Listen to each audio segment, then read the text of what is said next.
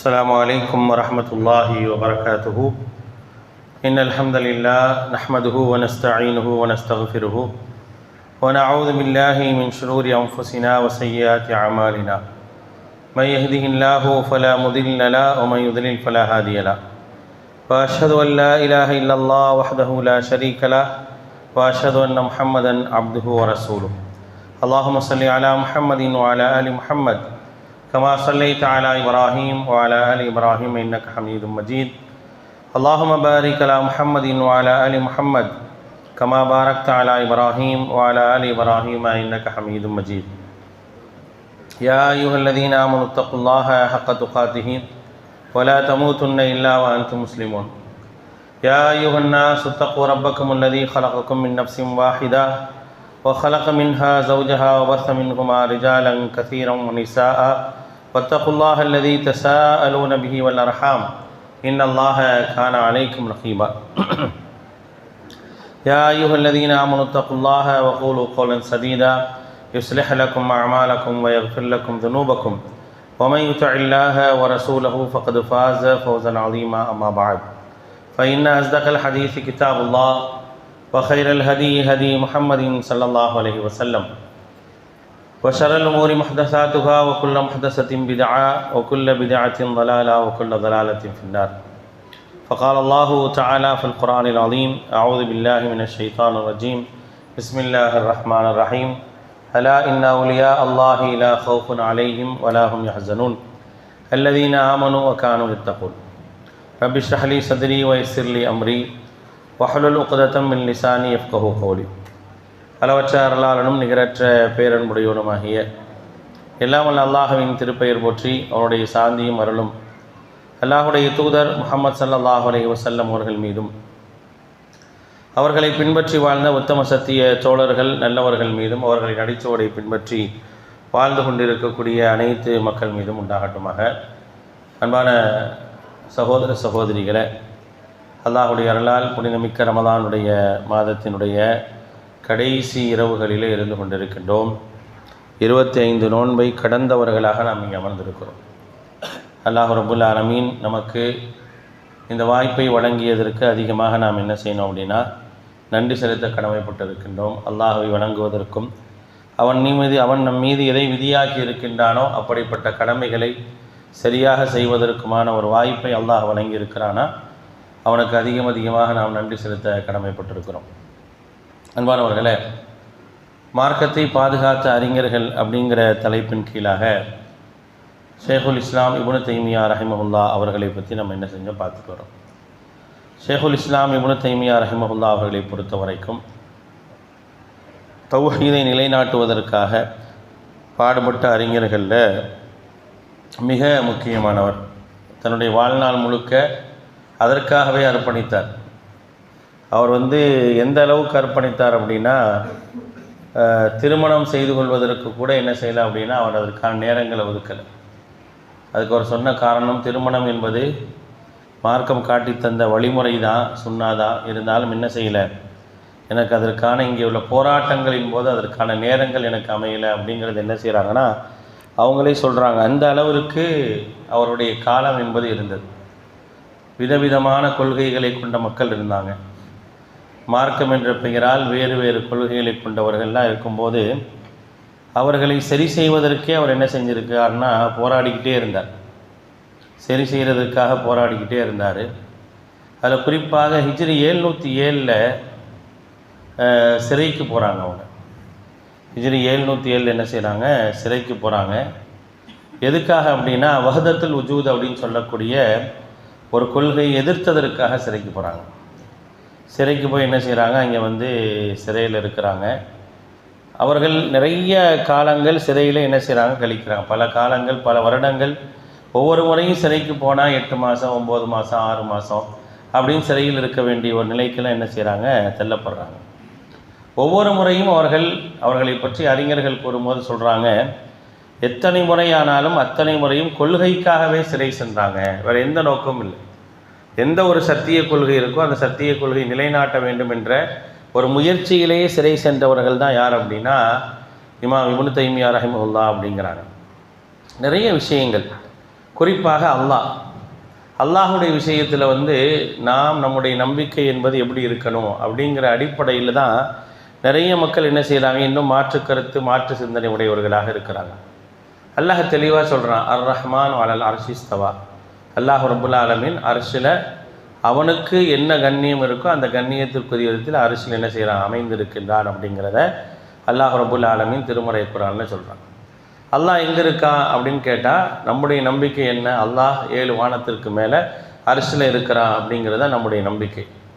எங்கும் நிறைந்திருக்கிறான், எதிலும் நிறைந்திருக்கான் அப்படிங்கிறது சரியான நம்பிக்கைக்கு மாற்றமானது. எங்கும் நிறைந்தவன் அல்லாஹ் அப்படின்னு சொல்லக்கூடாது. அல்லாஹ் அவனுடைய என்ன செய்கிறான், எல்லாவற்றையும் கண்காணிக்கிறான் அப்படிங்கிறது வேறு. அவனுடைய கண்காணிப்பு எந்த அளவுக்கு இருக்கும் அப்படிங்கிறப்ப இன்றைக்கி கூட உங்களுக்கு இன்றைக்கி தொழுகையில் ஓதிய சூரத்துல் காஃபில் அல்லாஹ் சொல்லி காட்டுவான், மா யல்ஃபுது மின் கௌலின் இல்லா லதைஹி ரகீபுன் அதீத் வனஹ்னு அக்ரபு இலைஹி மின் ஹப்லில் வரீத். நாடி பிடரி நரம்பை விட நாம் மிக சமீபத்தில் இருக்கிறோம் அப்படிங்கிற அல்லாஹு தஆலா. அப்படின்னா என்ன, அல்லாஹுடைய கண்காணிப்பு என்பது அவ்வளோ கூர்மையாக என்ன செய்து இருக்குது அப்படிங்கிறது என்ன செய்கிறான்னா அல்லாஹ் ரப்புல் ஆலமீன் நமக்கு சொல்லி காட்டுகின்றார். அதே நேரத்தில் அல்லாஹ் எங்கே இருக்கிறான் அப்படின்னா அர்ஷில் இருக்கிறான். அர்ஷில் என்ன செய்கிறான், அல்லாஹ் ரப்புல் ஆலமீன் இருக்கிறான். அர்ஷில் எப்படி இருக்கிறான் அப்படின்னு நான் வர்ணிக்க முடியாது. அவன் அல்லாஹ். அந்த அல்லாஹ்வை வர்ணிப்பதற்கோ அவனுடைய ஒவ்வொரு இதையும் வர்ணிப்பதற்கு எனக்கு என்னது தகுதியும் கிடையாது, அருகதையும் கிடையாது, அந்த அறிவும் எனக்கு கிடையாது.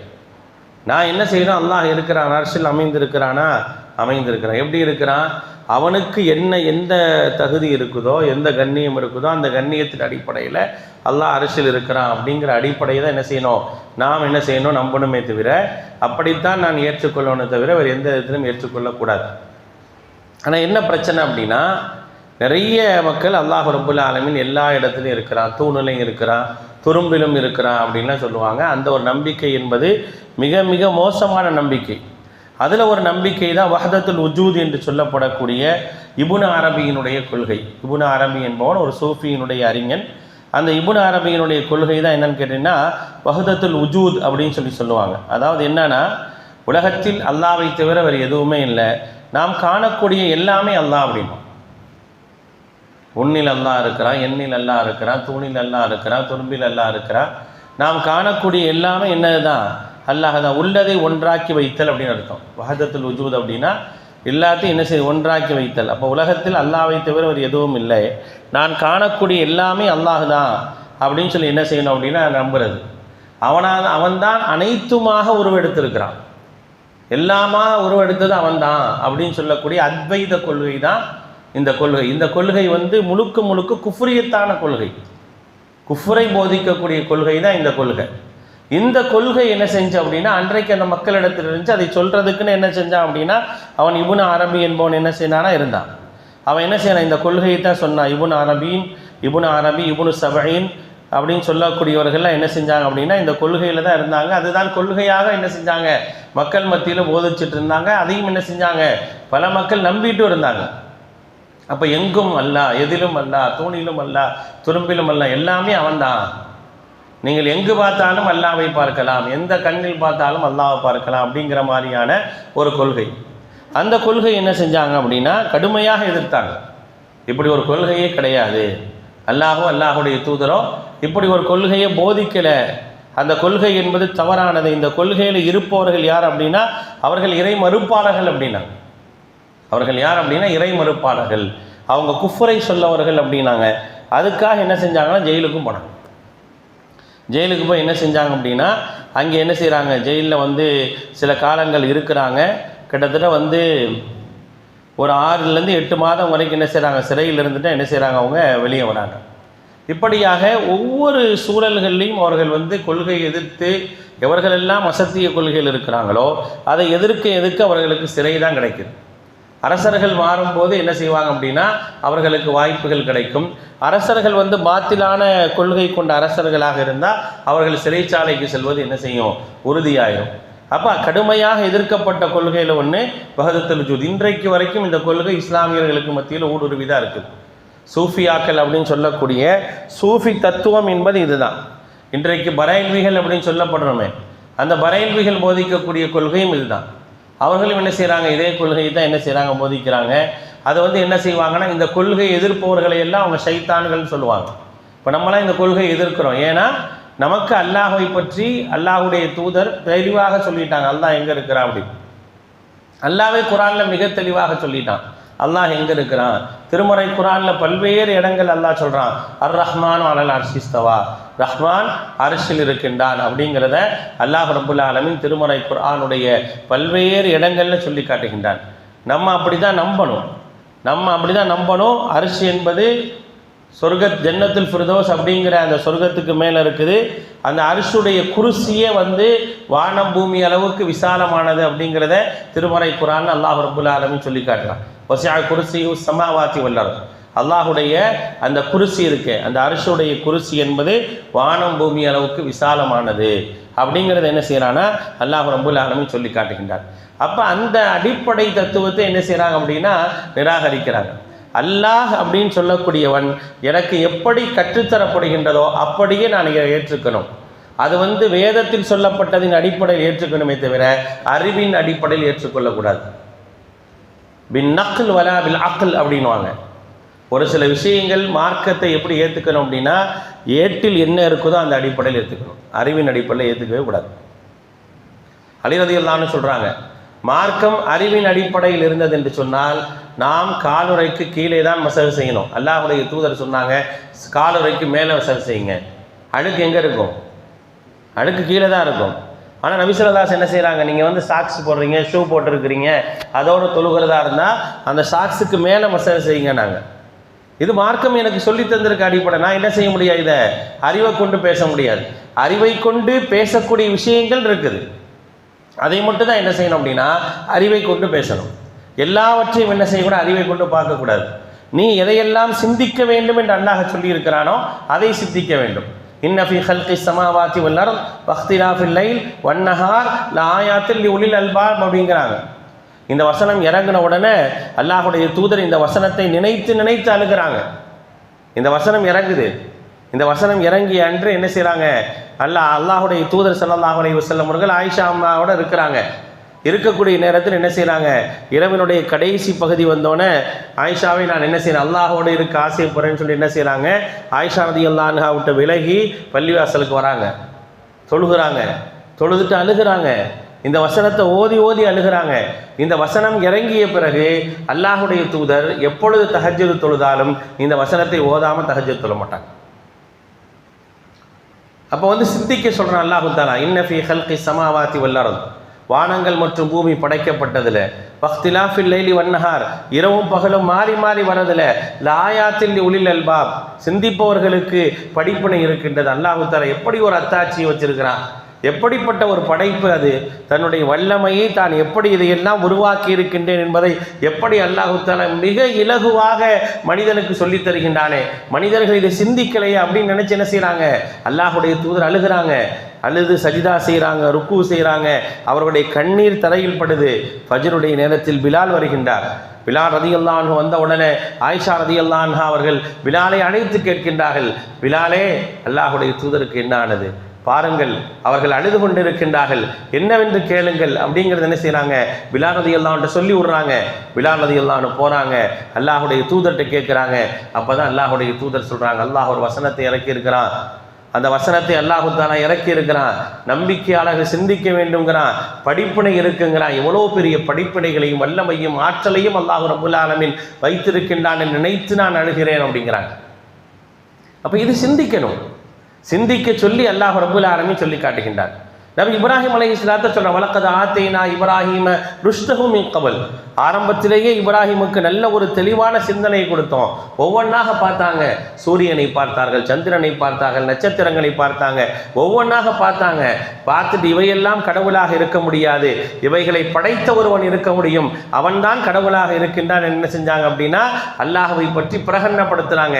இன்னி வஜ்ஜஹது வஜ்ஹிய லில்லதி ஃபத்தரஸ் ஸமாவாதி வல் அர்த ஹனீஃபா வமா அன மினல் முஷ்ரிகீன் வகைஃப அகாஃபு மா அஷ்ரக்தும் பில்லாஹ் வலா தகாஃபூன், நான் எப்படி நீங்கள் இணை வைக்கக்கூடிய உங்களுடைய தெய்வங்களுக்கு நான் எப்படி பயப்பட முடியும், அது சாதாரணமானவை, நான் அல்லாஹ்வை தவிர வேறு யாருக்கும் பயப்பட மாட்டேன் அப்படின்னு என்ன செய்கிறாங்க சொல்கிறாங்க. இதெல்லாம் சிந்திக்கணுங்கிற அல்லாஹ். ஆனால் எதை சிந்திக்க கூடாது அப்படியே ஏற்றுக்கணும்னா அப்படியே ஏற்றுக்கணும். அதுதான் இங்கே மார்க்கம் நமக்கு சொல்லித் தருது. அப்போ சில விஷயங்களை அறிவை கொண்டு பார்க்கவே கூடாது, தேவையற்ற அர்த்தங்களும் கற்பிக்கக்கூடாது. அறிவை கொண்டு பார்ப்பதாக இருந்தால் நான் என்ன செய்வேன், வழிகேட்டுக்கு போயிடுவேன். அல்லாஹ் என்பவன் எங்கே இருக்கான், வானத்தில் இருக்கான், 7 வானத்துக்கு மேலே அரசில் இருக்கான், அவ்வளோதான். அவன் எப்படி அமைந்திருப்பான், எப்படி இருப்பான் அப்படிங்கிறது எனக்கு தேவை. எனக்கு சொல்லப்பட்ட விஷயம் தான் நான் அப்படி நம்புகிறேன், அப்படி நம்பணும். அல்லாஹ் இறங்கி வரானா நம்பணும், அல்லாஹ் ஓடி வரானா நம்பணும், அல்லாஹ் கை நீட்டுறான் நம்பணும். இதில் என்ன செய்யக்கூடாது, எந்த விதத்திலும் மாற்று அர்த்தங்களோ திரித்தோ பேசவே கூடாது. அப்படி நான் அறிவோடு ஒப்பிட்டேன் என்றால் நான் வழிகேட்டுக்கு போயிடுவேன். நான் வழிகேட்டு எனக்கு எது சொல்லப்பட்டிருக்குதோ என்னோடு என் சூழலை வைத்து தான் நான் என்னுடைய ரப்பை பார்க்க வேண்டும். நான் வேற ஒருத்தருடைய சூழலை வச்சு என்ன செய்ய முடியாது, என் ரப்பை பார்க்க முடியாது. எனக்கு என்ன சொல்லி இருக்கிறாங்க, என்னுடைய இரட்சகன் 3வது இரவில் இறங்கி வந்து முதல் வானத்தில் இருப்பான், அவர்கள் சொல்வதை கேட்பான். அப்படின்னா அவ்வளோதான் நான் யோசிக்கணும். எனக்கு முதல் வானம்னா அடுத்து 3 மணி நேரம் கழித்து அடுத்தவனுக்கு வந்து பகலாக இருக்குமே, கடைசி இரவாக வந்துடுமே, இது என்னுடைய யோசனை அல்ல. நான் எதுக்கு யோசிக்கணும், எனக்கு யோசிக்க வேண்டிய அவசியம் என்ன வந்துச்சு? அப்படிதான் என்ன செய்ய நான் பார்க்கணும். நான் அறிவை கொண்டு இந்த கொள்கை அணுகுனேன்னா சில நேரங்கள் நான் வழிகேட்டுக்கு போயிடும். அதே போல எப்படி அல்லாஹ்வை அணுக வேண்டும், எப்படி புரிய வேண்டும் என்று சொல்லப்பட்டிருக்கோ அப்படி புரியலனாலும் வழிகேட்டுக்கு போயிடும். அப்படிப்பட்ட வழிகேட்டு கொள்கை தான் வஹதத்துல் வஜூத் என்று சொல்லப்படக்கூடிய கொள்கை. எல்லாமே அல்லாஹ், எங்கும் அல்லாஹ், எதிலும் அல்லாஹ், எல்லாம் நீ பார்க்கறதெல்லாம் அல்லாஹ். நீ நாற்காலியில் அல்லாஹ்வை பார்க்கலாம், தூணில் அல்லாஹ்வை பார்க்கலாம், துரும்பில் அல்லாஹ்வை பார்க்கலாம், எல்லாத்திலையும் அல்லாஹ்வை பார்க்கலாம். அந்த ஒன்று மட்டுமே எல்லாத்திலும் வியாபித்து இருக்கின்றது. அதான் வஹதத் அல் வஜூத். வஜூத்னா இருக்குதுன்னு அர்த்தம், வஹதத்னா ஒன்று, அது எல்லா இடத்திலும் நிரம்பி இருக்கின்றது. அல்லாஹ் எல்லாத்தையும் சூழ்ந்து அறியக்கூடியவனாக இருக்கான்னு நம்பணும். ஆனால் இங்கே அல்லாஹ் இருக்கிறான், இங்கே அல்லாஹ் இருக்கிறான், எதிலும் அல்லாஹ் இருக்கிறான், உன்னில் அல்லாஹ் இருக்கிறான், எண்ணில் அல்லாஹ் இருக்கிறான்னு சொன்னானா எவ்வளோ பெரிய வழிகேடு பாருங்க. அப்படிப்பட்ட வழிகேடுகள் இன்று வரைக்கும் போதிக்கப்பட்டு இருக்குது. இன்று வரைக்கும் அப்படிப்பட்ட வழிகேடுகள் இருக்கத்தான் செய்யுது. சில இடங்களில் இது ரொம்ப உச்சபட்சமாக இருக்குது. அப்படிப்பட்ட மக்களுக்கு மத்தியில் என்ன செய்கிறாங்க, இப்னு அரபியினுடைய அந்த கொள்கை என்ன செய்கிறாங்க, இப்னு அரபி என்பவன் இறை மறுப்பாளன்னாங்க, அல்லாஹ்வை மறுப்பவன் அப்படின்னாங்க. அதனால் என்ன செஞ்சாங்க, சிறைக்கு போனாங்க. கவலைப்படலை. ஏன்னா அந்த கொள்கையின் மட்டும் அவன் தொடர்ந்து சொன்னான் அப்படின்னா மக்கள் எல்லாம் வழிகேட்டுக்கு போயிடும். அல்லாஹ்வை எப்படி புரியணுமோ அப்படி புரிய மாட்டாங்க. அல்லாஹ் எங்கே இருக்கணும் அப்படின்ற அந்த எண்ணமே இல்லாமல் போயிடும். அல்லாஹ்வின் மீதுள்ள பற்று இல்லாமல் போயிடும், அல்லாஹ்வின் மீதுள்ள பயம் இல்லாமல் போயிடும், எல்லாமே போயிடும். நானே இறைவன் அப்படின்ற ஒரு சிந்தனை வந்தால் என்னங்க ஆகும்?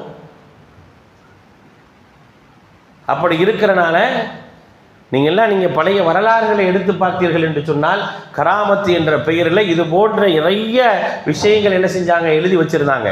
அதனால தான் கராமாத்துல் அவுலியாவையும் என்ன செஞ்சார் அப்படின்னா அவர் எதிர்த்து பேசினார். அவர் ஒரு புத்தகமே போட்டார், அவுலியா உல்லா அவுலியா ஷைத்தான் ஒரு புத்தகம் போட்டார். தமிழில் கூட அந்த புத்தகம் வந்துச்சு, இறைநேச செல்வர்களும் ஷைத்தானின் தோழர்களும். நம்ம ஷேக் தான் அதை டிரான்ஸ்லேஷன் பண்ணியிருந்தாங்க. ஷேக் கமாலுதீன் மதனி அவர்கள் டிரான்ஸ்லேஷன் பண்ணியிருந்தாங்க, இறைநேச செல்வர்களும் ஷைத்தானின் தோழர்களும். அது போடுறதுக்கான காரணமே அதுதான். இமாம் இப்னு தைமியா ரஹிமஹுல்லாஹ்வுடைய புத்தகங்கள்லேயே மிக முக்கியமான புத்தகமாக அது பார்க்கப்பட்டது. ஏன்னா கராமாத்துல் அவுலியாக்குன்ற பெயரால் நிறைய விஷயங்கள் என்ன செஞ்சாங்க, பொய்யான புரட்டான காரியங்களை எல்லாம் சொல்லி வச்சுருந்தாங்க. நீங்களாம் பார்த்தா தெரியும், அல்லாஹ் அக்பர். இன்றைக்கு வரைக்கும் பொய்களும் புரட்டுகளும் அவுலியாக்கள் என்ற பெயரால் சொல்லப்படும். அவுலியாக்கள் இறைநேசர்களே அல்லாஹு தஆலா உண்டுங்கிறான். அலா இன்ன அவுலியா அல்லாஹ், அல்லாஹுடைய நேசர்கள் யார், லா ஹவுஃபுன் அலைஹிம் வலா ஹும் யஹ்ஸனூன், அவர்களுக்கு எந்த விதமான பயமும் கிடையாது, கவலையும் கிடையாது. அல்லதீன ஆமனு வகானு யத்தகூன், அவர்கள் நம்பிக்கை கொண்டு அல்லாஹ்வுக்கு பயந்து இருப்பாங்க. இன்னைக்கு அவுலியானா யாரு? நீங்கள் எல்லாம் இஸ்லாமியர்கள் அதிகமாக வாழக்கூடிய சில பகுதிகளெலாம் போய் பாருங்கள், மும்பை போன்ற பகுதிகளில் போய் பாருங்கள், நிறைய இடங்களில் போய் பாருங்கள், பைத்தியக்காரர்களும் அழுக்கு ஆடை அணிந்தவர்களும் எந்த விதமான நல்லொழுக்கம் இல்லாதவர்கள் எல்லாம் இறைநேசர்களாக பார்க்கப்படக்கூடிய கொடுமைகள் நிகழ்ந்து கொண்டிருக்கு. கொடுமைகள் நிகழ்ந்து கொண்டிருக்குது. மும்பை ஹஜ் ஹவுஸுக்கு மத்தியில் மும்பை ஹஜ் கமிட்டியில் ஒரு ஹஜ் கமிட்டி ரூம்ஸ் இருக்குது. அதுக்கு எதாவில் பார்த்தா ஒரு ஆள் ஒரு தர்கா இருக்குது. அந்த தர்காவில் இருக்கக்கூடியவர் யார் அப்படின்னு கேட்டால் ஒரு 30 வருஷத்துக்கு முன்னால் அந்த ஆள் வந்து அந்த இடத்துல உட்காந்து ஒரு அழுக்கு ஆடையோடு அவனுக்கு எல்லாரும் டீ வாங்கி கொடுத்துட்டு இருந்தாங்க. அவன் இன்னைக்கு அவுலியாவாக இருக்கிறான். அவர்கள் இறைநேசர்களாக ஆக்கப்படுறாங்க. பலரும் இப்படியாக உருவாக்கப்பட்டாங்க. அப்போ அதனால தான் என்ன செஞ்சாங்கன்னா, அவுலியா உல்லானா யார், அவுலியா ஷைத்தான்னா யார்? அவுலியாக்கள் என்பவர்கள் யார்? நிறைய கராங்காத்துகள் உள்ளவர்கள். அது எல்லாமே பொய்யாகத்தான் இருக்கும். அவன் தொழுக மாட்டான். அவுலியாக்கள் என்பவர்கள் யார்? தொழ மாட்டார்கள். நீங்கள் வரலாறுகளை படித்து பாருங்கள். அவுலியாக்கள் என்ற பெயரால் சொல்லப்படக்கூடிய வரலாறுகளும் அதை பற்றி பேசக்கூடியவங்க இன்னைக்கு வரைக்கும் இருக்கிறாங்க. நீங்கள் எல்லாம் பார்த்தீங்க அப்படின்னா, இந்த நாகூர் தர்காவில், அந்த தர்காவில் இருக்கக்கூடிய ஹலீஃபாக்கள் என்ற பேரில் இருக்கக்கூடிய அடி முட்டாள்கள்லாம் பார்த்தீங்கன்னா, அவுலியாக்கள் என்ற பேரில் கதையாக சொல்லுவாங்க. கதையாக இல்லாததெல்லாம் என்ன செய்வாங்க அப்படின்னா சொல்லக்கூடியவர்களாக இருப்பாங்க. அதெல்லாம் கராமாத் என்ற பேரில் சொல்லப்படும். ஆக இப்படிப்பட்ட அந்த நிலை வந்து அன்றைக்கு அதிகமாக இருந்துச்சு. அதனால் என்ன செஞ்சார்னா, இப்னு தைமியா என்ன செஞ்சார் ரஹிமஹுல்லா, அவர் 2 நிலையை சொன்னார். அவுலியா உல்லா, அவுலியா ஷைத்தான். அல்லாஹுடைய நேசர்கள் உண்டு, ஷைத்தானுடைய நேசர்களும் உண்டு அப்படின்னா. அது சொல்லிட்டு அவங்க என்ன சொன்னாங்க அப்படின்னா, அவுலியாக்கள் என்பவர்கள் இருக்கத்தான் செய்கிறாங்க. அவர்களுக்கு அல்லாஹ் ரப்புல் ஆலமீன் சில அற்புதங்களை காட்டுவான் அப்படிங்கிறது உண்மைதான். ஆனால் இன்றைக்கு எவர்களெல்லாம் அவுலியாக்களாக சொல்லப்பட்டு அவர்களுக்கெல்லாம் இப்படிப்பட்ட அற்புதங்கள் எல்லாம் இருக்குன்னு சொல்கிறாங்கன்னு இதுக்கெல்லாம் எந்த ஆதாரம் இல்லைன்னு அடிக்கிறார். இதுக்கெல்லாம் எந்த ஆதாரமும் கிடையாது. நீங்கள் அவுலியாக்கள் என்ற பெயரால் நீங்கள் எதையெல்லாம் சொல்லி காட்டுகின்றீர்களோ அதெல்லாம் எந்த ஆதாரமும் கிடையாது.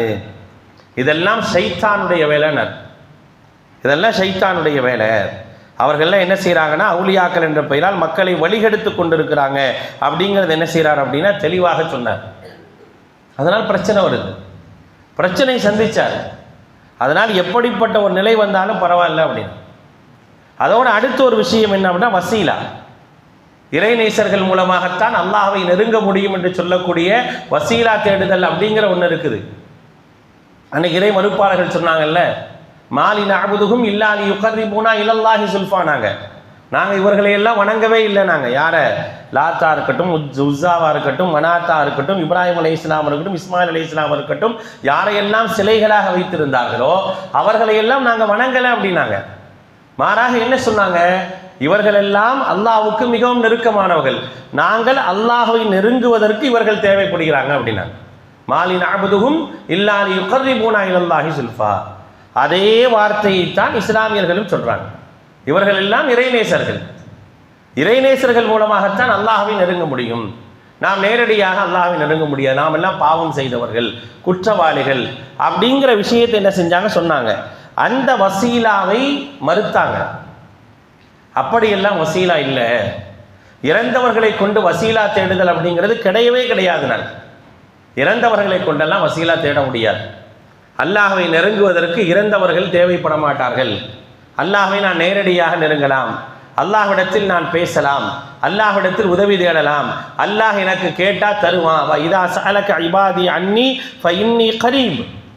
என்னுடைய அடியான் என்னிடத்தில் கேட்டால் நான் மிக சமீபமாக இருக்கிறேன்னு சொல்லுங்க, மிக சமீபமாக இருக்கிறேன்னு சொல்லுங்க. உஜீபு தாவத்து தாஇ இதா தஆன்.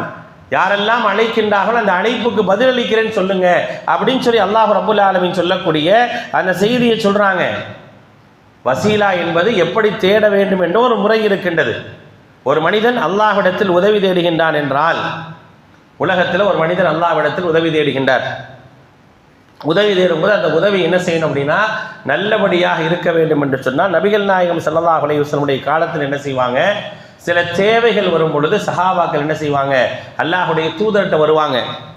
அல்லாஹுடைய தூதர்கிட்ட வந்து சொல்லுவாங்க, அல்லாஹுடைய தூதரே எங்களுக்கு வந்து வறட்சியாக இருக்குது, மழையைத்தாங்க, மழைக்காக அல்லாஹ்விடத்தில் நீங்கள் வேண்டுங்க.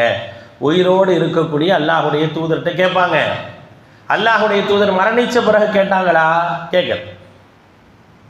இப்போ நான் பிரார்த்தனை செய்கின்றேன், நான் பிரார்த்தனை செய்து என்னுடைய தேவையை கேட்குறேன். எனக்கு சில தேவைகள் இருக்குது. அந்த தேவைகளை கேட்கவும் நான் என்ன செய்கிறேன் அப்படின்னா, ஒருத்தரை பார்க்குறேன், என்னை விட இறையச்சமுடைய மனிதராக எனக்கு தெரிகிறார், அதிகமாக அல்லாஹ்வை வணங்கக்கூடியவராக இருக்கிறார், அதிகமாக மார்க்கத்தை தெரிந்தவராக இருக்கிறார். அவர்கிட்ட போய் சொல்லலாம், எனக்காக நீங்கள் பிரார்த்தனை செய்யுங்க. நம்ம சொல்கிறோமா இல்லையா? இன்றைக்கி யார்ட்டையோ சொல்லி வரோமா இல்லையா? எனக்காக பிரார்த்தனை செய்யுங்க, உடல்நிலை சரியில்லை, இவருக்காக பிரார்த்தனை செய்யுங்க. இதுவும் வசீலா. இதுவும் வசீலா தான், அல்லாஹ்விடத்தில் உதவி தேடு. இதை மார்க்கம் அனுமதிக்கிறா? அனுமதிக்குது. உயிரோடு இருப்பவர்களிடத்தில் நாம் கேட்கலாம். நமக்காக அல்லாஹ்விடத்தில் பிரார்த்தனை செய்ய சொல்லி கேட்பதில் எந்த தவறும் கிடையாது. நம்ம அதை பரஸ்பரம் செஞ்சுக்கிட்டு தான் இருக்கோம். ஆனால் அதே நேரத்தில் ஒருவர் மரணித்து விடுகின்றார். மரணித்தவரிடத்தில் வசீலா தேடலாம்னா கண்டிப்பாக தேட முடியாது, தேடவும் கூடாது.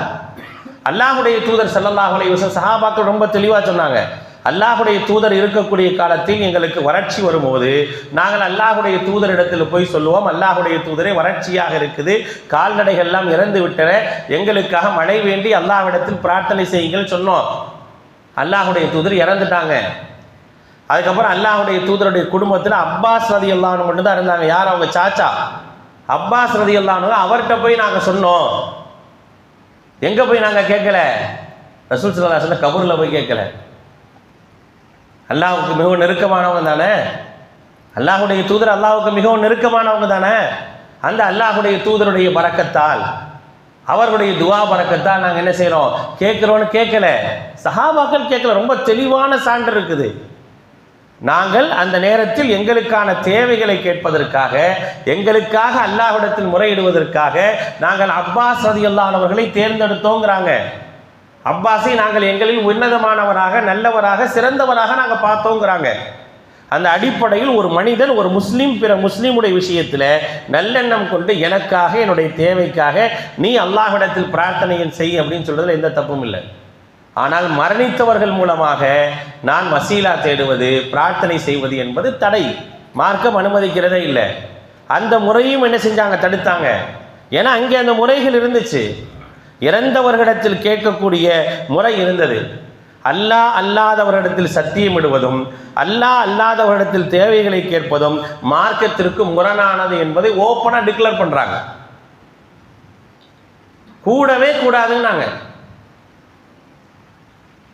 அல்லாஹ் மேல மட்டும்தான் சத்தியம் செய்யணும், அல்லாஹ்வை கொண்டுதான் பிரார்த்தனை செய்யணும். அல்லாஹ் அல்லாதவர்களை துணை சாதனமாக வைத்து பிரார்த்தனை செய்யவே கூடாது.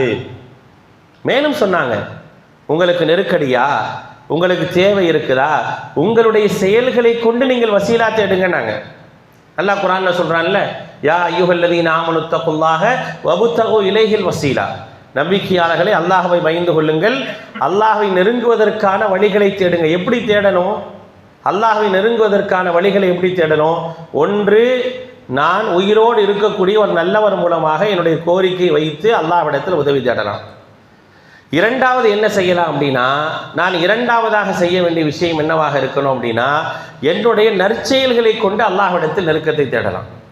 நம்ம ஏற்கனவே பார்த்தோம், 3 குகைவாசிகள், குகையில் மாட்டிக்கக்கூடிய 3 பேர், அவர்கள் என்ன நல்லறங்கள் செய்தார்களோ அந்த நல்லறங்களை சொல்லி அல்லாஹ்விடத்தில் கேட்டாங்க. அவங்க செஞ்ச 3 நல்லறங்களை சொல்லி என்ன செஞ்சாங்க? கேட்டாங்க. அப்படி கேட்கறதுக்கு அனுமதி இருக்கு இல்லையா?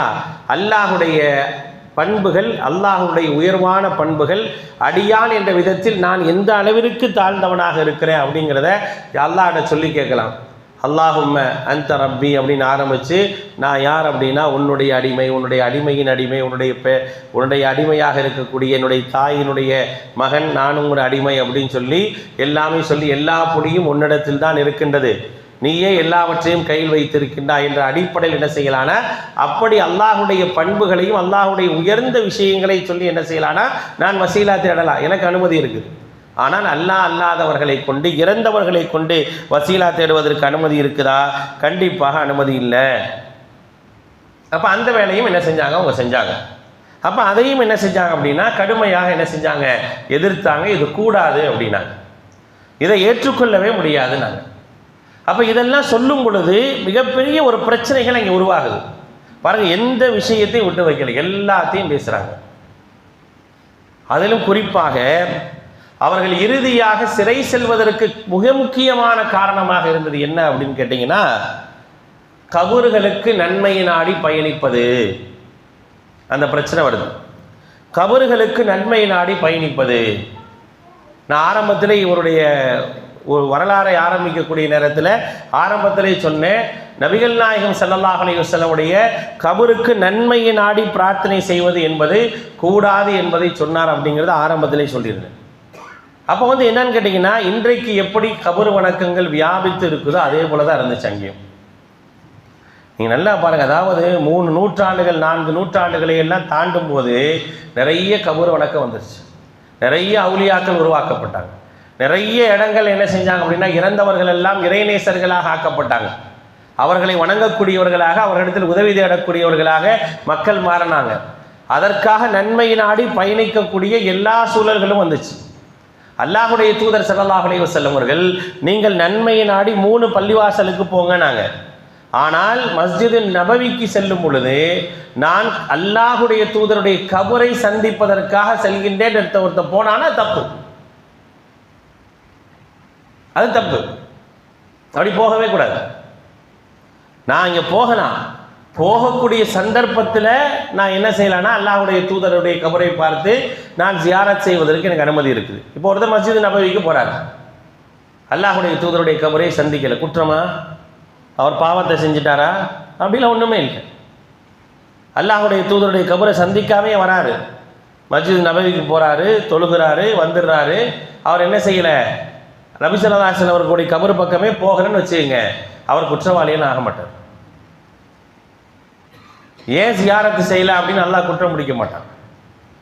ஜியாரத் செய்யுங்கன்னு நம்ம மார்க்கம் சொல்லுது, அது மரணத்தை வலியுறுத்தக்கூடியதாக இருக்குமே தவிர அதை தாண்டி அதுதான் எனக்கு நன்மை என்ற அடிப்படையில் போனாலும் தப்பு. நம்மளாம் இன்றைக்கி உம்ரா போகிறோம் மக்காவுக்கு. மக்காவில் எத்தனை நாள் இருப்பாங்க? 9 நாள், மதீனாவில் 3 நாள் 4 நாள் இருப்பாங்க. வடநாடுக்காரவங்க என்ன செய்வாங்க தெரியுமா? மக்காவில் 4 நாள் இருப்பாங்க, மதீனாவில் 9 நாள் இருப்பாங்க. அவங்க என்னன்னா அது போகிறதான் நன்மைன்னு நினைக்கிறாங்க. இன்று வரைக்கும் அப்படி தான் இருக்குது. நேராக அவங்க மக்கா மதீனாவில் போய் அங்கே இருந்து அங்கே கொஞ்ச நாள் இருந்து அதுக்கப்புறம் தான் என்ன செய்வாங்க அப்படின்னா மக்காவுக்கு அவங்க உம்ரா செய்கிறதை விட அங்கே செல்வது நன்மைன்னு நினைப்பாங்க. அப்போ இந்த வழக்கம் மிம்பவரில் முன்னிருந்தே இருந்துச்சு. அப்போ என்ன செஞ்சாங்கன்னா கபரு ஜியாரத்திற்கு செல்வது, அல்லாஹுடைய தூதர் ஸல்லல்லாஹு அலைஹி வஸல்லமுடைய கபருக்கு நன்மையை நாடி ஒருவர் போகின்றார் என்று சொன்னால் கண்டிப்பாக அது தப்பு அப்படின்னு சொல்லி சொன்னாங்க. சொன்னதற்காக என்ன செய்கிறாங்க? இறுதியாக ஜெயிலுக்கு போகிறாங்க, இறுதியாக அவர்கள் சிறைக்கு செல்கின்றார்கள். இந்த காரணத்தினால், இந்த ஒரு விஷயத்தினால் என்ன செய்கிறாங்க? அவர்கள் சிறையில் அடைக்கப்படுறாங்க. இவ்வளோ நாள் சிறையில் அடைக்கப்படும் வரைக்கும் என்ன செஞ்சாங்க அப்படின்னா எப்படி இருந்துச்சு அப்படின்னா அவங்களுக்கு எல்லா சலுகையும் செய்யப்படும். சரியாக சொன்னோம் அப்படின்னா அவங்க வந்து ஹிஜ்ரி 726 ஹிஜ்ரி 726 என்ன செய்கிறாங்க அப்படின்னா அவர்கள் சிறையில் அடைக்கப்படுறாங்க. எதுக்காக அப்படின்னா பிசபபி மஸ்அலத்தி ஜியாரத்துல் குபூரி வ ஷத்துர் ரிஹாலிலஹா. அதான் காரணம். என்ன காரணம் அப்படின்னா கபரை ஜியாரத் செய்வதற்காக பயணப்படுதல் அப்படிங்கிற அந்த பிரச்சனையில் அவங்கள கொண்டு உள்ளே வைக்கிறாங்க. உள்ளே வச்சா என்ன செய்யலாம் அப்படின்னா அவர்களுக்கு எழுதுவதற்கோ எதுக்கோ என்ன செய்யலை, எந்த ஒரு பேப்பர் கூட என்ன செய்யலை தரப்படலை. என்ன செய்கிறாங்க அப்படின்னா முழுமையாக என்ன செய்கிறாங்க அப்படின்னா அவர்கள் வந்து தடை செய்து வைக்கப்படுறாங்க. ஏன்னா இவர் வந்து இங்கே இருக்கக்கூடிய காலங்களில் என்ன செய்கிறார் அப்படின்னா இவருடைய எழுத்துக்கள் என்பது மிகப்பெரிய ஒரு தாக்கத்தை ஏற்படுத்துது அப்படிங்கிறதுக்காக எல்லாவற்றையும் என்ன செய்கிறாங்க அப்படின்னா நிப்பாட்டுறாங்க. ஏன்னா அவர் வந்து நான் ஆரம்பத்திலே சொன்ன நிறைய புத்தகங்களை எழுதியிருக்கிறார். அது பிரிண்ட்டுக்கு வந்தது என்பதை விட பிரிண்ட்டுக்கு வராத புத்தகங்கள் என்ன செய்யுது அப்படின்னா நிறைய இருக்குது. அதில் நிறைய எதை பற்றி எழுதினார் அப்படின்னா கிதாபுல் ஈமான், கிதாபுல் இஸ்திகாமா, அதே போல் வந்து அகீதத்துல் வாசித்தியா, மின்ஹாஜுல் நபவியா, அதே போல் வந்து அகீதத்துல் ஃபதாவா அல் ஹமவியா அப்படின்னு சொல்லி என்ன செஞ்சாங்க அப்படின்னா நிறைய கிதாபுகள் என்ன செஞ்சாங்க எழுதினாங்க. அது வந்து 70க்கும் மேற்பட்ட கிதாபுகள் என்ன செய்யுது அப்படின்னா புத்தகமாக வந்திருக்குது. பல புத்தகங்கள் என்ன செய்யலை, புத்தகமாக வராத அளவுக்கு என்ன செஞ்சுருக்கிறாங்க அப்படின்னா நிறைய புத்தகங்களை என்ன செய்கிறாங்க எழுதியிருக்கிறாங்க. அதை பல இடங்களில் எப்போ எழுதினாங்க அப்படின்னா சிறையில் இருக்கும்போது தான் என்ன செஞ்சாங்க அப்படின்னா எழுதினாங்க. அகீதத்துல் வாசித்தியாவும் ஃபதாவா அல் ஹமவியாவும் அதே போல் வந்து அவுலியாவு ஷைத்தான், அவுலியாவு ரஹ்மான் போன்ற கிதாபுகள் எல்லாம் மிகப்பெரிய ஒரு தாக்கத்தை ஏற்படுத்துச்சு. நிறைய புத்தகங்கள் அகீதா கிதாபுகள் அவங்க எப்படி எழுதினாங்க அப்படின்னா நிறைய கிதாபுகளுக்கு பேர் இருக்குன்னா அகீதத்து அஸ்ஃபஹான் இருக்கும், அகீதத்துல் வாசித்தியான் இருக்கும், அகீதத்துல் ஹமவியான் இருக்கும். இதெல்லாம் என்ன ஒவ்வொரு ஊருக்காரவங்க ஹம்மாத் அப்படின்ற ஊருக்காரன் வந்து எனக்கு ஒரு அகீதா புக் எழுதி கொடுன்னுவாங்க. அப்படி எழுதி கொடுப்பாங்க. அதுக்கு பேர் என்னது? ஃபதாவா அல் ஹமவியான். விசாத் அப்படிங்கிற ஊர்லேருந்து வராங்க, எங்களுக்கு ஒரு அகீதா கிதாப் எழுதி கொடுங்கங்கிறாங்க. அவர் அகீதத்துல் வாசித்தியா எழுதி, அப்படி தான் அந்த பேர் வந்துச்சு. எழுதி கொடுக்குறாரு அகீதத்துல் வாசித்தியா. அது அகீதத்துல் வாசித்தியால் தான் அல்லாஹுடைய பெயர்கள் தன்மைகள் விஷயத்தில் என்னென்ன மார்க்க முரண்பாடுகள் இருக்குது அப்படிங்கிறத எல்லாத்தையும் சொல்லி காட்டினார். அதனால அவர் மிகப்பெரிய சங்கடங்களையும் கஷ்டங்கள் என்ன செஞ்சார் அப்படின்னா அவர் நிறைய அனுபவித்தார். ஹிஜ்ரி 698 என்ன செஞ்சாங்கன்னா அகீதத்துல் ஹமவியாவுக்காகவும், ஹிஜ்ரி 705 அகீதத்துல் வாசித்தியாவும் மிகப்பெரிய ஒரு பிரச்சனையாக என்ன செஞ்சோம் அப்படின்னா இன்றைக்கு அவர்கள் வாழ்ந்த பகுதியில் மிகப்பெரிய ஒரு பிரச்சனையாச்சு. ஏன்னா ஒட்டுமொத்தமாக அது வரைக்கும் இருக்கக்கூடிய கொள்கைகளை எல்லாம் அடித்து நொறுக்குச்சது. என்னென்ன பொய்யான கொள்கைகள் இருக்கோ எல்லாத்தையும் என்ன செய்ய அடிச்சு நோக்கி இப்படியான ஒரு தாக்கத்தை ஏற்படுத்துவதன் காரணமாக அவருக்கு என்ன செய்யலை, எழுதுவதற்கான தகவல்களை ஒன்றுமே தரல. சிறையில் இருக்கும்போது அவங்களுக்கு ஒரு பெரிய ஒரு கவலை என்ன அப்படின்னா 726 சிறைக்கு போகிறாங்க. சிறையில் இருக்கும்போது என்ன ஒரு பெரிய கவலைனா அவங்க அம்மா உயிரோடு இருக்கிறாங்க. யாருடைய அம்மானா இமாம் இப்னு தைமியா ரஹிமஹுல்லாவுடைய அம்மா உயிரோடு இருக்காங்க. அவருக்கு யோசிக்கிற விஷயம் என்னென்னா, என்னுடைய தாய்க்கு நான் ஒன்றுமே செய்யலையே, என்னுடைய தாய்க்குன்னு ஒரு கடமை இருக்கா இல்லையா? உலகத்திலேயே நான் மிகப்பெரிய ஒரு உதவி செய்யணும் அப்படின்னா என்னுடைய தாய்க்கு தான் செய்யணும். என்னுடைய தாய்க்கு நான் ஒன்றுமே செய்யலையே அப்படிங்கிற ஒரு கவலை என்ன செய்யுது அப்படின்னா இமாம் இப்னு தைமியா ரஹிமஹுல்லாவுக்கு வருது. அப்படி வந்த நேரத்தில் என்ன செய்கிறாங்க அப்படின்னா ஒரு தாய்க்கு ஒரு கடிதம் எழுதுகிறாங்க. தன்னுடைய அம்மாவுக்கு ஒரு கடிதம் எழுதுகிறாங்க. எப்படி ஆரம்பிக்கிறாங்கன்னா பிஸ்மில்லாஹிர் ரஹ்மானிர் ரஹீம் மின் அஹ்மது இப்னு தைமியா இலா வாலிதத்தி சஈதா. சந்தோஷமான ஒரு தாய்க்கு அப்படின்னு சொல்லி என்ன செய்கிறாங்க அப்படின்னா ஒரு கடிதம் என்ன செய்கிறாங்க எழுதுகிறாங்க. சரிங்களா? அந்த கடிதத்தில் அல்லாவை புகழ்கிறாங்க. அல்லாவை புகழ்ந்து விட்டு என்ன செய்கிறாங்க எழுதுகிறாங்க. எழுதும்போது என்ன சொல்கிறாங்க அப்படின்னா நிறைய விஷயங்களை நம்ம எப்படிப்பட்ட ஒரு சூழலில் இருக்கோம் அப்படிங்கிறத என்ன செய்கிறாங்க தாய்க்கு முதல்ல புரிய வைக்கிறாங்க. ஏன்னா தாயை பற்றி என்ன யோசிச்சாங்கன்னா நம்ம தாய் நம்மளை பற்றி தவறாக விளங்கிறாங்க. என்ன ஒரு மகன் தன்னுடைய மகன் நம்மளை என்ன செய்யலை, பார்க்கவே இல்லையே, நமக்காக செய்ய வேண்டிய கடமைகளையே செய்யலையே அப்படிங்கிற ஒரு எண்ணம் என்ன செய்யக்கூடாது வந்துருமோ அப்படிங்கிற ஒரு பயம். ஏன்னா அது ஒரு குற்றம் தானே. ஒரு தாயை சரியாக பராமரிக்கலை அப்படின்னா ஒரு பிள்ளை குற்றவாளியாக ஆகிறான். அப்படிங்கிறப்ப அந்த குற்றம் விடக்கூடாது என்பதற்காக என்ன செய்கிறாங்கன்னா தாயிடத்தில் என்ன செய்கிறாங்க தன்னுடைய நிலையை வர்ணிக்கிறாங்க, தன்னுடைய நிலையை சொல்கிறாங்க. அதை தாய் மன்னிக்கணும் அப்படின்னு சொல்லி என்ன செய்கிறாங்கன்னு நினைக்கிறாங்க. அப்போ நினச்சிட்டு என்ன செய்கிறாங்க அப்படின்னா எழுதுகிறாங்க தஅலமூன அன்ன மகாமுன ஸாஅ ஃபி ஹாதல் பிலாத் இன்னமாக வலி உமூரி துரூரியா. என்னுடைய தாயை அதே போல் என்னுடைய குடும்பத்தாரை நம்ம இருக்கக்கூடிய காலம் எப்படிப்பட்ட காலம்னு தெரியும், எந்த அளவுக்கு சிக்கலான காலன்றது தெரியும். நம்ம எப்போல்லாம் பொடுபோக்காக இருக்கிறோமோ அப்படி இருக்கக்கூடிய நேரத்தில் எல்லாம் ஃபசத அலைனா அம்ரத் துன்யா அம்ரத் தீன் வ துன்யா. நாம் எப்போ பொடுபோக்காக இருக்கிறோமோ அப்போல்லாம் என்ன செய்யும் அப்படின்னா இந்த உலக வாழ்க்கை நம்முடைய மார்க்கத்தை என்ன செஞ்சோம் அப்படின்னா பாலாக்கி விடும். நான் உங்களை விட்டு ரொம்ப தூரமாக இருக்கிறேன், உங்களை விட்டு ஒரு தூரமான ஒரு பயணத்துக்கு போயிட்டேன். நிறைய நேரங்களில் உங்களுக்கு செய்ய வேண்டிய எந்த ஒரு கடமையும் என்ன செய்ய முடியல. அந்த நேரத்தில் நான் என்ன யோசிக்கிறேன் அப்படின்னா சொல்கிறாங்க தன்னுடைய அம்மாட்ட என்ன யோசிக்கிறேன் அப்படின்னா அல்லாஹ் ரப்புல் ஆலமீன் என்னை ஒரு மார்க்க காரியத்திற்காகத்தான் என்னை செஞ்சிருக்கேன், முழுமையாக என்னை அர்ப்பணிச்சிருக்கிறான். அப்படிங்கிற அடிப்படையில் நான் என்ன செய்கிறேன் அப்படின்னா எனக்கு நானே ஆறுதல் சொல்லிக் கொள்கின்றேன். அன்பான தாயே, அல்லாஹ் ரப்புல் ஆலமீன் உங்களுக்கு எல்லா விதமான நன்மைகளை தரட்டும், நேர்வழியை தரட்டும், அபிவிருத்தியை தரட்டும் அப்படின்னு சொல்லி என்ன செய்கிறாங்க அப்படின்னா நான் ஒரு கவலையான நிலையில் தான் என்ன செய்கிறேன் அப்படின்னா இந்த கடிதத்தை உங்களுக்கு நான் எழுதுகிறேன் அப்படின்னு சொல்லி எழுதி முடிச்சிடுறாங்க. இது இப்னு தைமியா ரஹிமஹுல்லாஹ் எழுதக்கூடிய கடிதம். இது அவங்க அம்மாவுக்கு போயிடுது. போன உடனே அவங்க அம்மா ஒரு கடிதம் எழுதுகிறாங்க. ரொம்ப அழகான ஒரு கடிதம், மனசுக்கு ரொம்ப இதமான ஒரு கடிதம். அந்த கடிதம் என்பது சாதாரணமாக இல்லை, ஒரு தாய் தன்னுடைய மகனை எவ்வளவு அழகாக புரிஞ்சுக்கிட்டா அப்படிங்கிறதுக்கான ரொம்ப அழகான ஒரு கடிதம். அவங்க கடிதம் கிடைச்ச உடனே வலதில் ஹபீபிர் ரதி அஹ்மது இப்னு தைமியான் தான் ஆரம்பிக்கிறாங்க. அல்லாஹுடைய பொருத்தத்தை பெற்ற என் அன்பிற்குரிய மகனே அப்படின்னு ஆரம்பிக்கிறாங்க. இந்த ஒரு வார்த்தை போதும், நான் உன் மேலே எந்த விதமான குற்றமும் பார்க்கல அப்படிங்கிறதுக்கு இந்த ஒரு வார்த்தை போதும். அதான் ஒரு பெரிய விஷயம். அது ஒரு தாய் தன்னுடைய மகனை எப்படி பார்க்குறா அப்படிங்கிறதுக்கான ரொம்ப அழகான ஒரு விஷயமாக என்ன செய்யுது அப்படி இருக்கு. வலதில் ஹபீபிர் ரதி அஹ்மது இப்னு தைமியா வ அலைக்கஸ்ஸலாம் ரஹ்மத்துல்லாஹ் வ பரக்காத்துஹு வ மக்ஃபிரத்துஹு வ ரிதுவானுஹுங்கிறாங்க. அல்லாஹுடைய அருளும் அல்லாஹுடைய பொருத்தமும் உனக்கு கிடைக்கட்டும். அல்லாஹ் ரப்புல் ஆலமீன் இப்படிப்பட்ட அல்லாஹ்வின் மீது சத்தியமாக இப்படி ஒரு வளர்ப்பை நான் வளர்த்திருக்கேன் நினைக்கும் போது எனக்கு பெருமையாக இருக்குங்கிறேன். என்னுடைய பிள்ளையை நான் இப்படி வளர்த்திருக்க பெருமையாக இருக்குது.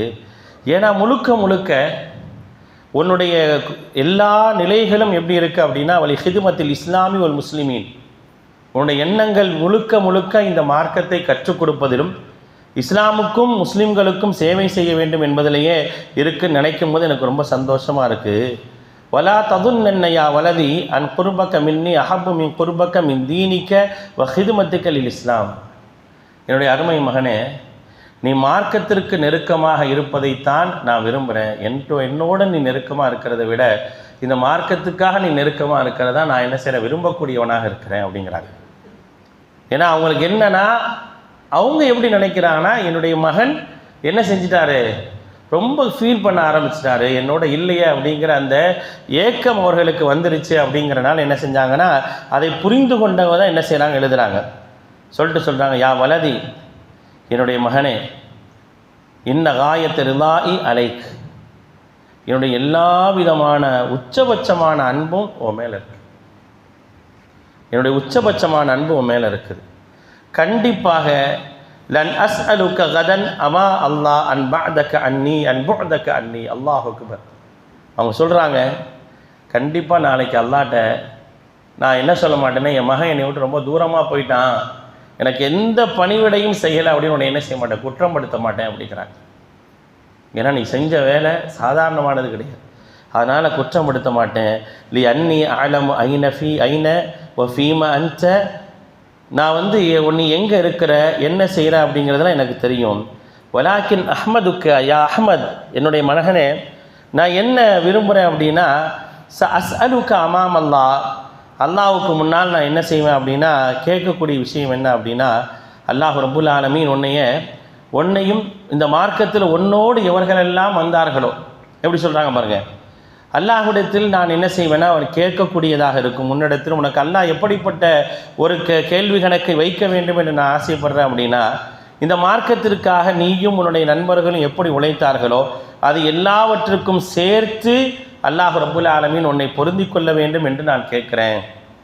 அதோடு வ ஜமஅனி அல்லாஹு வ ஈயாக்க தஹ்த தில்லி அர்ஷிர் ரஹ்மான் யௌமல் அதில்ல இல்லா அதில்லா அப்படிங்கிறாங்க. எனக்கு நீயும் நானும் என்ன செய்யணும் அப்படின்னா, அர்ஷுடைய நிழல் நம்ம ரெண்டு பேரும் ஒன்றா இருக்கணும், அதுதான் என்னுடைய ஆசை. அதைத்தான் நான் என்ன செய்வேன் அப்படின்னா அல்லாஹ்ட்ட கேட்பேன். அதை தவிர எனக்கு எதுவுமே என்னுடைய தேவையாகவோ என்னுடைய கேள்வியாகவோ உன்னிடத்திலும் இல்லை, படைத்தவன்ட்டும் இல்லை. நான் படைத்தவனிடத்தில் உனக்காகவும் நான் சேர்த்து கேட்பேன். அல்லாஹ்வுக்கு முன்னால் எல்லாம் என்னை நிப்பாட்டும் போது நான் என்ன செய்வேன் அப்படின்னா, யா அல்லாஹ் என்னையும் என்னுடைய மகனையும் என்ன செய்ய அப்படின்னா உன்னுடைய அர்ஷுக்கு கீழாக வைத்து விடு அப்படிங்கிறத கேட்பேன்னு சொல்லிட்டு வஸ்ஸலாமு அலைக்கும் வரஹ்மத்துல்லாஹி வரகாத்துஹு அப்படின்னு சொல்லி அந்த கடிதத்தை என்ன செய்கிறாங்க, முடிக்கிறாங்க. இதை மஜ்மூ அல் ஃபதாவா அப்படின்னு சொல்லக்கூடிய இமாம் இப்னு தைமியா ரஹிமஹுல்லாஹ்வுடைய புத்தகத்தில் என்ன செஞ்சுருக்கிறாங்க அப்படின்னா அதை பதிவு பண்ணிக்கிறாங்க. இந்த கடிதம் என்ன செய்து அவங்களுக்கு கிடைக்குது. அதுக்கு பிறகு என்ன செய்கிறாங்க அப்படின்னா, இமாம் இப்னு தைமியா ரஹிமஹுல்லாஹ் அவர்கள் என்ன செய்கிறாங்க, ஹிஜ்ரி 728 என்ன செய்கிறாங்க, வஃபாத்தை தழுவுறாங்க, மரணத்தை அடைகிறாங்க. அந்த மரணம் அடைந்த பிறகு ஒட்டுமொத்தமான அந்த நகரமே அன்றைக்கு அவர்கள் மரணமடைந்த செய்தியை கேட்டு ஒட்டுமொத்தமான அந்த நகரம் என்ன செய்யுது அப்படின்னா ஒன்று சேருது. கோட்டைகள் குத்தலங்கள் எங்கெல்லாம் இடம் இருக்குதோ அங்கெல்லாம் என்ன செய்கிறாங்க அப்படின்னா நின்றுறாங்க. இவருக்கு எப்படி கேள்விப்பட்ட உடனே சாறை சாறையாக எல்லா இடங்கள்லேருந்து என்ன செய்கிறாங்கன்னா மக்கள் வராங்க. இமாம் இப்னு தைமியாவுடைய மரணத்தில் நாம் கலந்து கொள்ள வேண்டும், அவருடைய ஜனாசா தொழுகையில் கலந்து கொள்ள வேண்டும் அப்படிங்கிறதுக்காக எல்லா இடங்கள்லேருந்து என்ன செய்கிறாங்க, வர ஆரம்பிச்சிடறாங்க.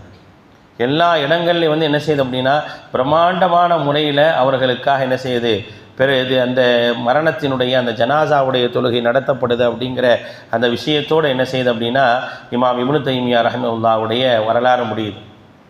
இமாம் இப்னு தைமியா ரஹிமஹுல்லா அப்படின்னு சொல்லக்கூடிய அந்த நபர் ஹிஜ்ரி 728 என்ன செய்கிறாங்க, சிறையிலே என்ன செய்கிறாங்க, மரணத்தை தழுவுறாங்க. அந்த மரணம் என்பது மிகப்பெரிய ஒரு தாக்கத்தை அந்த சமூகத்தில் என்ன செய்யுது அப்படின்னா ஏற்படுத்துகின்றது. ஒரு மனிதர் 65 ஆண்டு காலம் வாழ்ந்தார். அந்த 65 ஆண்டு காலத்தில் அவர் செய்த தாக்கம் கிட்டத்தட்ட 7ஆம் நூற்றாண்டில் ஏற்படுத்தப்பட்ட அந்த தாக்கம் என்பது ஹிஜ்ரி 728 அதே போல் ஆங்கில வருடத்தை சொல்லணும்னா 1328 என்ன செய்கிறாரு, வஃபாத் ஆகிறார். இன்னைக்கு 2025 ஆச்சு. இதுவரைக்கும் அவர்களை பற்றியான தாக்கமும் அவர்கள் பேசுபொருளாகவும் அவருடைய வரலாறு பேசக்கூடிய வரலாறாகவும் அவருடைய கொள்கைகள் இன்றைக்கு மக்கள் மத்தியில் பரிமாறப்படக்கூடிய ஒன்றாகவும் என்ன செய்து இருக்குது அப்படின்னா அவர் மார்க்கத்திற்காக எவ்வளோ உழைச்சிருப்பார் அப்படிங்கிறத பார்க்குறோம். ஒரு மனிதனுடைய வாழ்க்கையை படிக்கும்போது பலதரப்பட்ட தாக்கங்கள் ஏற்படும். அப்படிப்பட்ட மிகப்பெரிய ஒரு தாக்கம் உள்ள ஒரு வாழ்வியல் அப்படிங்கிறது இமாம் இப்னு தைமியாவுடைய வாழ்வியல். அவருடைய வாழ்க்கையை முழுக்க முழுக்க என்ன செஞ்சார் அப்படின்னா சத்தியத்தை மக்கள் மத்தியில் கொண்டு சேர்க்க வேண்டும் என்ற ஒரே லட்சியத்தோடு உழைத்தார். அந்த லட்சியத்தை என்ன செஞ்சார்னா அவருடைய வாழ்நாளிலேயே நிறைவேற்றியவராக என்ன செஞ்சார் அப்படின்னா அவர் இந்த பூமியை விட்டு பிரிந்திருக்கின்றார். அல்லாஹ் ரப்புல் ஆலமீன் இது போன்றவர்களை நமக்கு முன்னோடியாக நாம் எந்த சத்தியத்தை ஏற்றிருக்கின்றோமோ அந்த சத்தியத்தை இது போன்றவர்கள் நமக்கு போதித்திருக்கக்கூடிய ஒரு வாய்ப்பை பெற்று நேரான வழியை பெற்றிருக்கின்றோம். அப்படிப்பட்ட நேரான வழியில் அல்லாஹ் ரப்புல் ஆலமீன் இந்த உலகத்தில் வாழும் போதும் மரணிக்கும் போதும் நேரான வழியில் இருந்து நாளை மறுமை நாளில் நம்மையும் நல்லவர்களோடு எழுப்பக்கூடிய ஒரு பாக்கியத்தை எல்லாம் வல்ல அல்லாஹ் நம் அனைவருக்கும் தந்தல் புரிவானாக. வாஹிர் தஅவானா அனில் ஹம்துலில்லாஹி ரப்பில் ஆலமீன்.